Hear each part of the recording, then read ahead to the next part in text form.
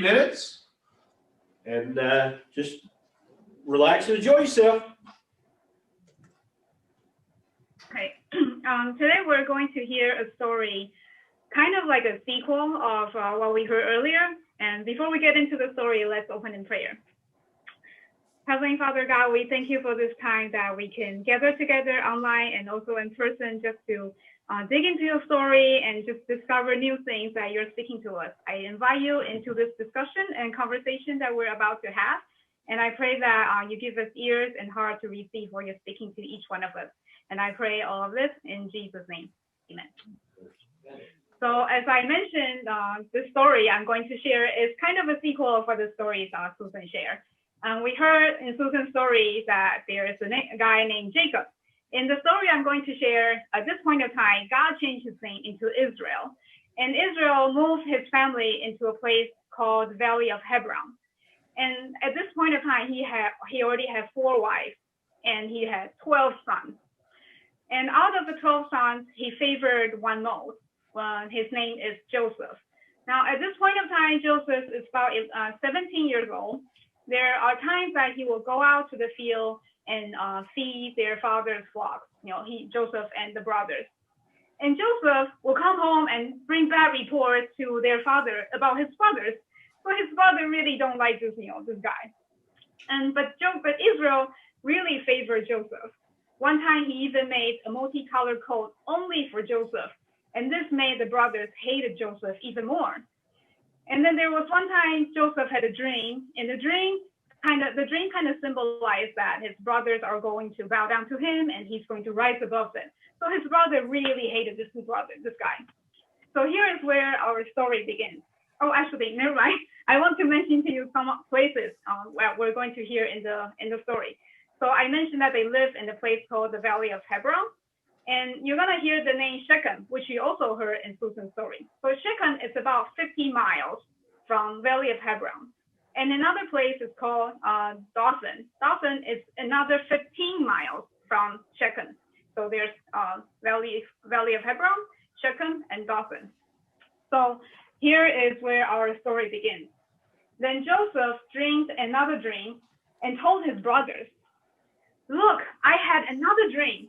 In the dream, the sun, the moon, and 11 stars all bowed down to me." Joseph told this dream to his father and his brothers. Now his father Israel rebuked him, saying, "What is this dream you had? Shall your mother and I and your brother indeed come before you and bow down to you?" This made all his brothers envy Joseph. Now at the same time, Israel also kept this matter in mind. Then later on, the brothers went out to Shechem to feed their father's flock. And Israel said to Joseph, "Are not your brothers feeding the flocks in Shechem? Come, I'm going to send you to them." And Joseph replied to his father, "Here I am." And Israel said, "Go check on your brothers and see if it is well with them, and bring back words to me." So Israel sent Joseph out of the Valley of Hebron, and Joseph went to Shechem to find his brothers. Now there was a man in Shechem. He sees Joseph wandering in the field and in Shechem. And then so the man went to Joseph and asked, "What are you looking for?" And Joseph said to the man, "I am looking for my brothers. Please tell me where they are feeding the flock." And the man said, "Oh, they left here already. I heard them say they are going to Dothan." So Joseph went after his brothers to Dothan and found them there. While Joseph is still far away from the brothers saw him, and before he came near, they conspired against him to kill him. So this is where our story ends. And I would like to ask a volunteer to repeat the story as much as she or he can. I know there's a lot of names and places, so however much you can remember, it doesn't matter. So do I have a volunteer?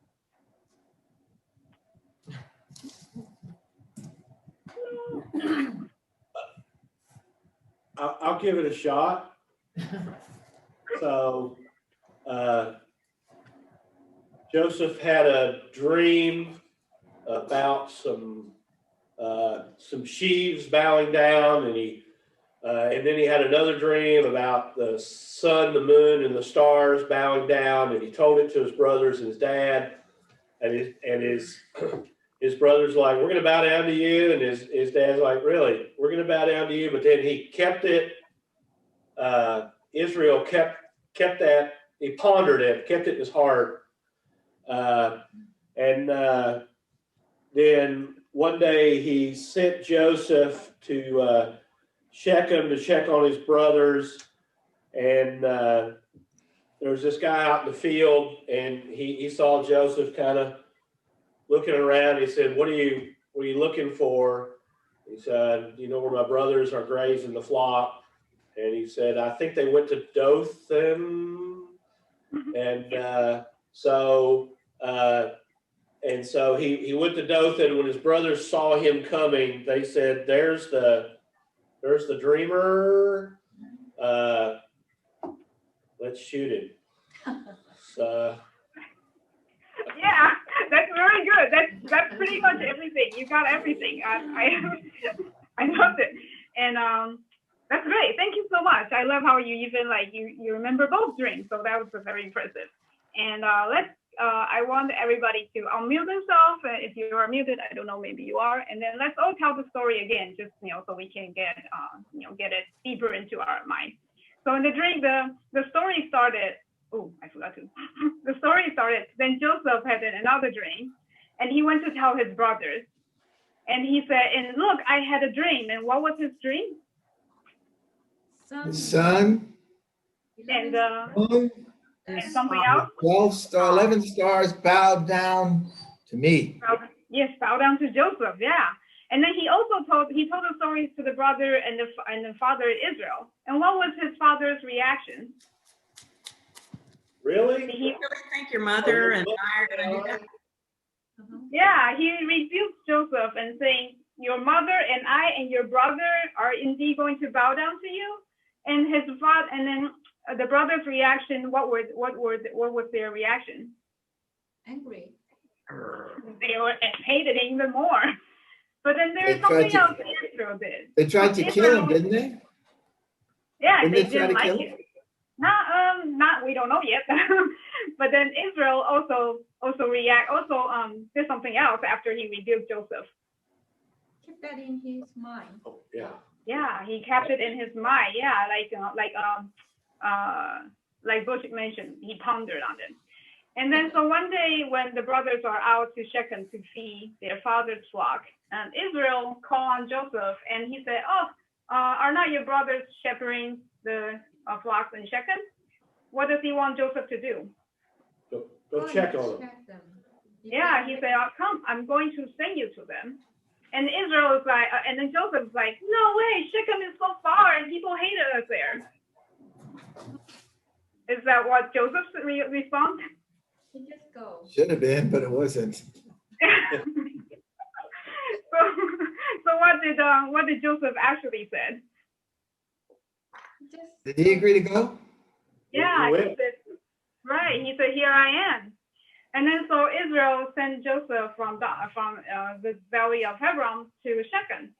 And there was a man, so what was Joseph doing? He spotted Joseph doing what? Looking for his brothers. Yeah, he was wondering and looks like he was looking for something. So the man asked Joseph, what are you looking for? And Joseph asked the man, what did he interact with the man? Yes, I'm And he looking asked- for where my brothers are feeding the flock. Yes, he asked, where are my brothers? Do you know where they are feeding the flock? And did the man know? Did he know anything about the brothers? yeah. And he said he heard them. Yeah. Yeah, he heard them saying something. Yeah. Oh, they're saying going. that they're going to go to Dothan. Yeah. They're going to Dothan. Okay. And then Joseph was like, oh, Dothan, another 15 miles? No way. I'm not going to go. Oh, and so he went in search of them. Yeah, so he went after, he went to Dothan to look for his brothers. And when he was still far off, his brothers saw Joseph. And what were they thinking when they saw Joseph coming? Right here, right here. Yeah, kill him. Let's, conspire against him and kill him. Yeah, thank you so much. I'm going to do a switch so I can see everybody. Okay, this is better. So thank you so much for helping me telling the story. And I just was wondering, like, imagine what Joseph feels like. One side, his brothers hated him. And then on the other side, his father favored him. What do you think what does this situation make Joseph feel in his daily life? Insecure. Insecure. Yeah, because, well, I mean, like, you never know when the other shoe is going to drop.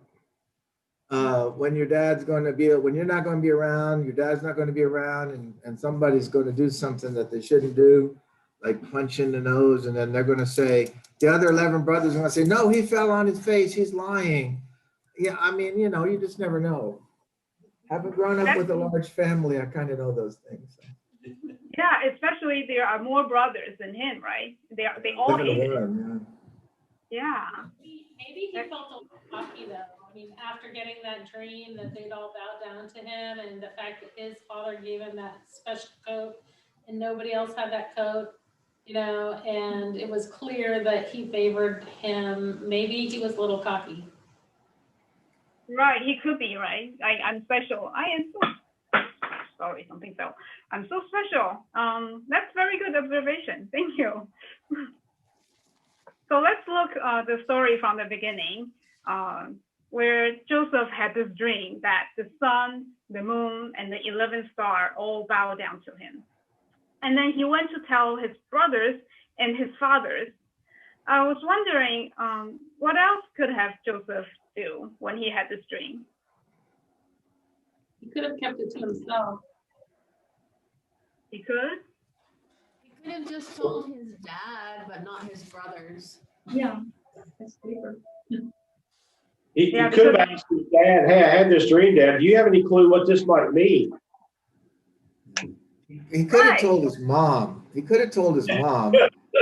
Mom, Yeah. I got zip idea what to do with this.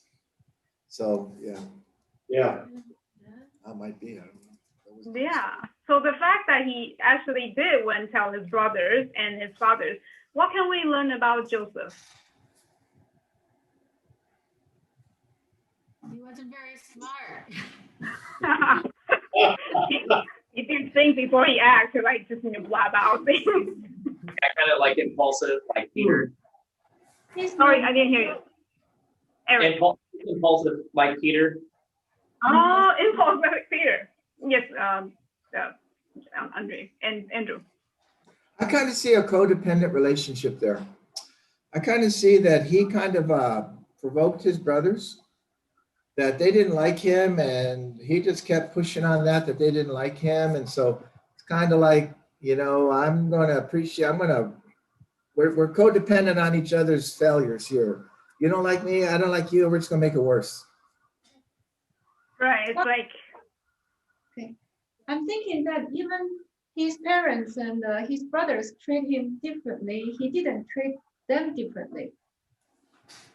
Oh, what do you mean? Can you elaborate that? I mean, his parents love him and his brothers does not like him. But still, he just didn't with the same attitude. He just tell them. Right. Yeah, instead of just tell his parents. So he didn't return the favoritism. Right. Right. He kind of like everybody gets a memo. I had a dream. That's interesting. I never thought that. Like he didn't reciprocate the favoritism. That's very good. Interesting. Thank you, Donghui. And then when he tells the dream to the brothers and the fathers, and Israel replied, their father replied, rebuked him, saying, "What is this dream you had? Shall your mother and I, your brother, all bow down to you?" and then and the brothers envied him and hated him even more. And Israel also kept this matter in mind. So let's look at the brothers first. The brother chose to hate him even more. Was do you think they can do something else other than just hate it on him? Well, if there's any indication that this dream is from God, it would be kind of like, from a selfish perspective, I'm thinking, man, if that's from God, I might want to get on his good side. So when that happens, I'll be the favorite brother. Interesting. You're the smart guy. The problem is with that, Butch, is that if you do that, then you've got 10 against 2 still. I mean, and they're liable to take you out as well. And then it's actually more of an inheritance for the 10. So. Can you repeat the question? Oh, the question is, the brothers, they envied him and hated him even more. Could they have other different reactions? And Cheryl? I just see them as they didn't believe, anything about that dream. I think they just see him as a proud, spoiled brat. Yeah. Right. I was thinking, like, why does it bother them so much? I mean, he's their younger brother. They could just ignore him. Like, another option is they could just ignore him and just be like, yeah, he's an idiot, and just do their own thing. But, like, the fact that it bothered them so much kind of makes me wonder, like, why is that bothering them, that he's having that favoritism? Like, what do they desire from their parents, maybe from their dad or from their mom, that they're not getting, that is making them feel disenfranchised or something like that? That's very interesting.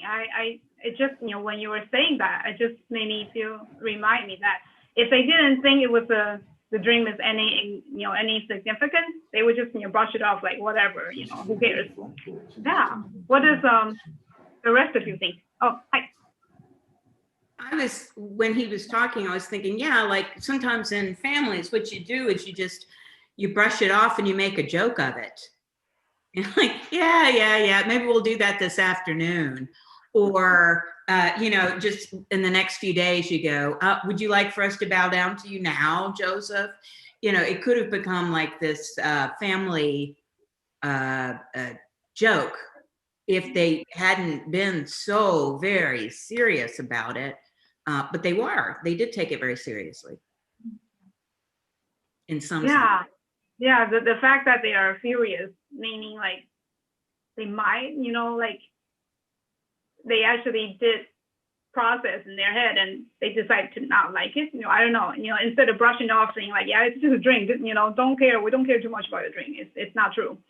That's good. And then Israel also did something. He kept this matter in mind. And I just want to, I was just reminded that the story that Susan told earlier, that, Israel himself was also he also got some special drink in his life. So what do you think was going through Israel's mind when, he heard the dream that his son had and he kept it in his, his mind?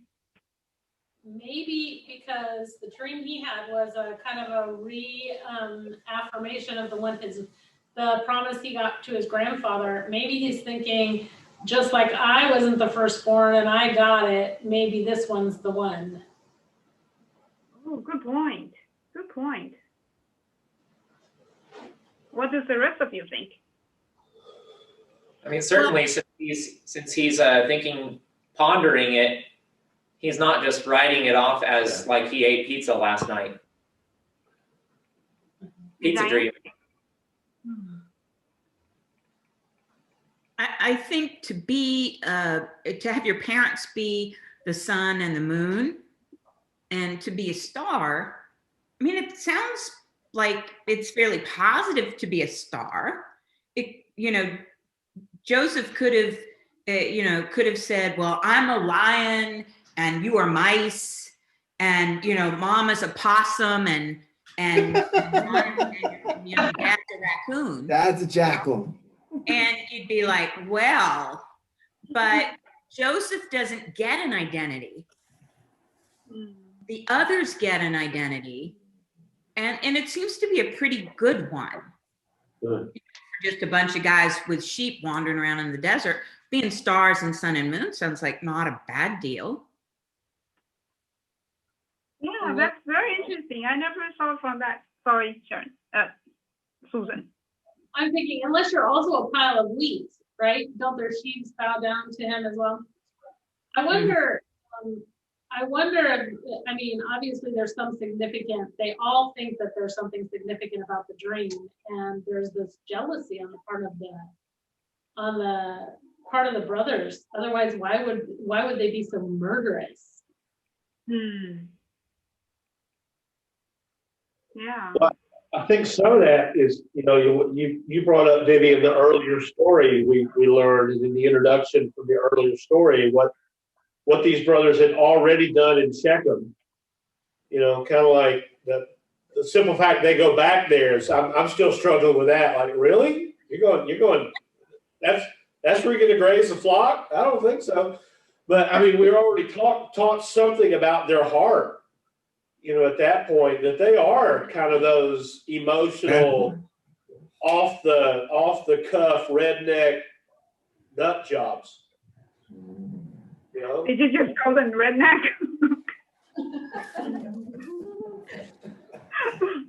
I really like the comment that Diane made about the stars and the moon, because it's like, it does seem like almost like God is giving them an opportunity to see that they have an honorable position, but they are still choosing to be offended by it. So like, which seems to me like it just punctuates their willingness to enter into jealousy even stronger.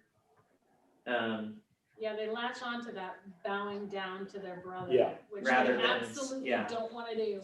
And God uses them later on in like Judah, you know, being the lineage of Christ, which is Right. totally a tangent. I'm sorry, but yeah, just seeing that they are a star, they're something significant, and God makes that clear as the Bible progresses. I really like this idea that you guys are going with, that even though they could have seen themselves as something else, maybe how God hoped that they would be or planned for them to be, they just went with the bowing down thing, got deeper and deeper into that spiral. Very interesting. Yes, Cheryl. That's why I don't know if I'm trying to remember if Rachel's alive. So I didn't mention that she died already. So I'm just wondering, I think it's interesting that he says, your mother and I just wonder if that might have ticked off the brothers too. He's not. That's our mom who's been mistreated. Mom, that's not even your mom. You're not even our whole brother. I don't know. I was just thinking I've never thought about about him saying that. Complicated family dynamic. Dysfunctional as they Yeah, I didn't think about that. I didn't mention that, you know, his birth mom died because I was trying to shorten the introduction.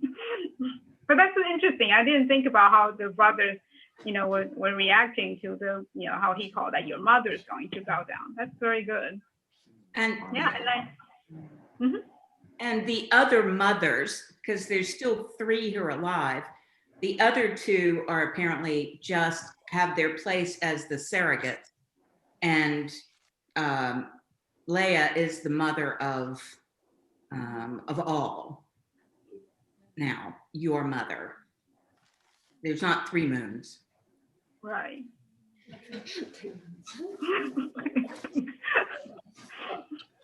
So that's good. I like how I like our discussion, how, you know, like how we see the mother and then and the brothers, they are stars and the sun and the moon. That's very good. Like I also was just focusing on, you know, the bowing down part. So thank you for bringing that up. And then we also later on see that, Israel sent Joseph out to, look after and get news from the brothers. And then he went all the way to Shechem. And as somebody mentioned that, Shechem, Bush mentioned that Shechem is a crazy place to go to. Why would you go there? But, Joseph decided, I'm going to go. I'm going to go to Shechem and look for my brothers. And the fact that he is willing to go, like I mentioned in the introduction, that it's about 50 miles, which some people would say they were traveling by foot. So it's pretty far distance that he's willing to go that far to find his brothers. What does his action tell us about Joseph? Well, it could be he's bored of being with all the women. Love you, Diane. He respects his Like dad. all 3 mothers. Oh my God. Sorry, push it. I said he respects his dad. So Mhm. Didn't his Okay. dad give him his, I'm sorry, Butch, go ahead. I apologize. no, I said, Dad, I'll go. Didn't his dad give him some instructions to say like, tell me some good news about them or something like that? And Yeah. He said, go check on them and bring back words to me. Okay. So, I mean, he might have actually been making a turn here and actually wanted to give a good report that they went and they found good grass for them to eat. I'm going to bring that back to my dad and tell him they had to go all the way to Shechem, but they got good grass to eat. I mean, he could actually be a good guy. Oh. I mean, he could have been thinking like, sweet, I get to go find more dirt on my brothers to bring back to my dad. Right. It's like, idiot, go to the chicken? You seriously? I'm sorry, I can't remember. Did he say did his father say that the brothers were in Shechem, or did we know they We They know went- the scripture just said that they went to Shechem. So I'm wondering if, given what you all said, that, it's not that long ago that they were kind of not welcome there. If that's part of why the dad's sending him is he's, just a little Yeah. concerned. Like, was that such a good idea? Who thought of that in the first place? And I don't know what he's gonna do, though. Right. Yeah, I totally agree. Yeah. So and then later, and then he did found them later on in Dothan instead of Shechem. He went even further, and then we found out that the brothers, just from seeing far away, it's already conspiring. They had bad intention, like really bad intention. They wanted to kill him, which sadly is a story we will have to hear another time. About what happened. But I was just wondering. I wanted to go back to the point about the dreams that, I never thought about how they, how in the dream that his parents, and brothers are elevated into a position of sun, moon, and stars. And I was wondering, are there like situations in where you hear, whether you had a dream or someone else had a dream, that seems prophetic? And does that still happen today? Maybe. Yeah. You had a dream of it. Had prophetic It dreams. seems prophetic. That still happens still. Right. Yeah. Admit that it happens, but I think it does. At least. All right. Say that I think again, Susan? Yeah, in America, I don't think people would like to admit necessarily all the time that it happens, but I believe it does. Oh. So has that happened to you or anybody that you know with like some sort of prophetic dream? Yeah. Yeah, I had a dream kind of during the day, like a vision a little bit, that I saw myself in Burma and standing in like a room, and my clothing is very like, I'm wearing clothes that are very thin because the hot weather is so hot. So and just like washing my face with water. And then I was like, oh, that was really strange. And then many years later, I was in Burma as a missionary, and I was washing my face with water, and I remember back that God had shown me that image, like just kind of confirmed to me that that was his plan for my life. It's not just me. Because when I was there, there was many times when I asked, like, why am I here? Is this really where God wants me to be? So I think like it was important that he had given me that picture in my mind at that time, even though I didn't know why it was, because then later on it became like a confirmation to me that I was where God wanted me to be, which was actually really helpful in just helping me be convicted that I was where God wanted me to be. So That's amazing. So you had the dream before you ever been to Burma? yeah. Oh, that's so cool. Thank you for sharing. Did you tell people about the dream when you had the dream? Yeah, I told several people about this picture that I had in my mind. It was like during the daytime, so it was like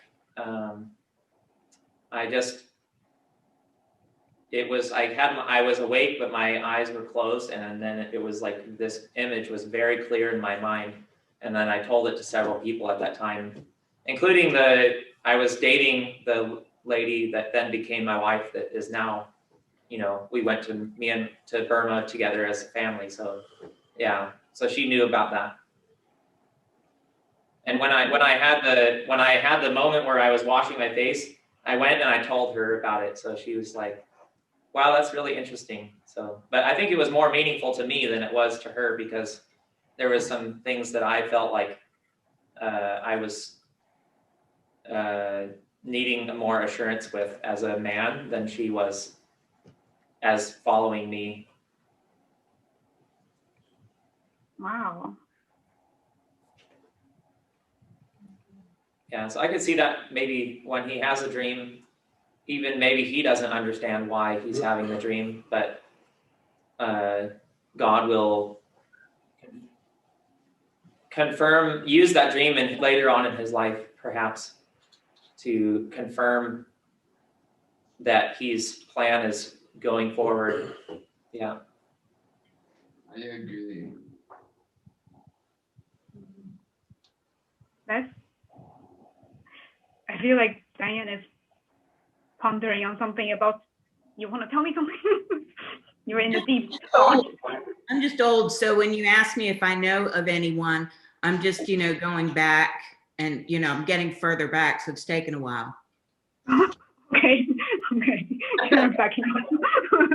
Okay, that's cool. So what is But I was thinking about what Butch shared about his son and the man who had the prophetic dream that someone was going to come that needed some ridiculously large bed. Okay. Thank you so much, everybody, for participating. I really appreciate it. And I just today's the story I share is on where is it? Genesis 37, 9 to 18. And I encourage you to go back and read, what happened afterward. So thank you, everybody. Bye. Bye. Ooh, ooh, ooh.